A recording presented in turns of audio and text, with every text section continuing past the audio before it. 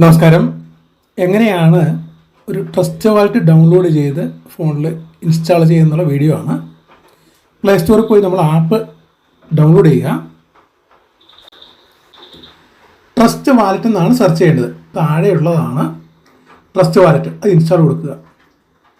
Okay, download ആയി കഴിഞ്ഞു. ഇനി തുറക്കുക അല്ലെങ്കിൽ ഓപ്പൺ ചെയ്യുക എന്നുള്ള സ്ഥലത്ത് ക്ലിക്ക് ചെയ്തു. ഇത്തരത്തിലാണ് ഇൻ്റർഫേസ് വരിക. ഇവിടെ നമ്മൾ ഒന്നാമത്തെ സ്ഥലത്ത് ഗെറ്റ് സ്റ്റാർട്ട് കൊടുക്കുക. അപ്പോൾ നമ്മളോട് ചോദിച്ചു പുതിയ വാലറ്റ് ക്രിയേറ്റ് ചെയ്യാനാണോ നിലവിലുള്ളത് ആഡ് ചെയ്യാനാണോ. നമ്മൾ ക്രിയേറ്റ് ആണ്, പുതിയത് ക്രിയേറ്റ് ചെയ്യാനാണ്. അപ്പം നമ്മൾ ഒന്നാമത്തെ സ്ഥലത്ത് ക്ലിക്ക് ചെയ്യുന്നു.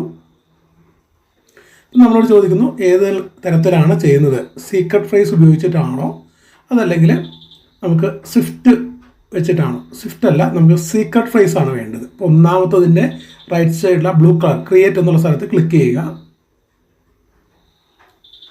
ഇപ്പം നമ്മളോട് ചോദിക്കുന്നത് എങ്ങനെയാണ് നമ്മൾ തയ്യാറായിരിക്കുന്നത്, ഗൂഗിൾ ഡ്രൈവിലാണോ മാനുവലി ആണോ ബാക്കപ്പ് ചെയ്യേണ്ടത്. അപ്പോൾ ബാക്കപ്പ് മാനുവലി കൊടുക്കുക. ഒന്നാമത്തതിൽ ക്ലിക്ക് ചെയ്യുക. ഇവിടെ നമ്മൾ കുറച്ച് ടേംസ് ആൻഡ് കണ്ടീഷൻ വന്നിട്ടുണ്ട്. അത് മൂന്നും നമ്മൾ ആക്സെപ്റ്റ് ചെയ്യണം. ഒന്നാമത്തെ സ്ഥലത്തും രണ്ടാമത്തെ സ്ഥലത്തും മൂന്നാമത്തെ സ്ഥലത്തും നമ്മൾ സെലക്ട് ചെയ്ത് കഴിയുമ്പോൾ അല്ലെങ്കിൽ അത് അംഗീകരിച്ച് കഴിയുമ്പോഴാണ് നമുക്ക് മുന്നോട്ട് പോകാൻ പറ്റുള്ളൂ. കണ്ടിന്യൂ കൊടുക്കുക. അപ്പോൾ 12 വാക്കുകൾ വരുന്നു. ആ 12 വാക്കുകൾ നമ്മൾ ബുക്കിൽ എഴുതി വെക്കുക അല്ലെങ്കിൽ ഡയറിയിൽ എഴുതി വെക്കുക. ശ്രദ്ധിക്കുക, സ്പെല്ലിങ് കറക്റ്റ് ആയിരിക്കണം. ചെറിയ അക്ഷരത്തിൽ ഓരോന്ന് വൃത്തിയായിട്ട് എഴുതുക. ഓരോന്ന് നമ്പർ ഇട്ട ശേഷം അതിനോട് ചേർന്ന വാക്കുകൾ എഴുതുക. അതിനുശേഷം കണ്ടിന്യൂ ചെയ്യുക. അപ്പോൾ അതിൽ നിന്ന് പ്രധാനപ്പെട്ട 4 വാക്കുകൾ സെലക്ട് ചെയ്യാൻ പറയും. അപ്പോൾ അതിൽ നിന്ന് ഏതാണ് ഒന്നെന്ന് പറയുന്നത് ഏതാണെന്ന് നോക്കുക, അവിടെ അത് സെലക്ട് ചെയ്യുക. അപ്പോൾ അത് ബ്ലൂ കളർ വരും. വീണ്ടും അടുത്ത ലൈനിൽ ഏതാണെന്ന് ചോദിക്കുക. അപ്പോൾ 4-മത്തത് കാണിക്കും, അത് നമ്മൾ സെലക്ട് ചെയ്യുക. ഓക്കെ, അപ്പോൾ അതും ബ്ലൂ കളറായി.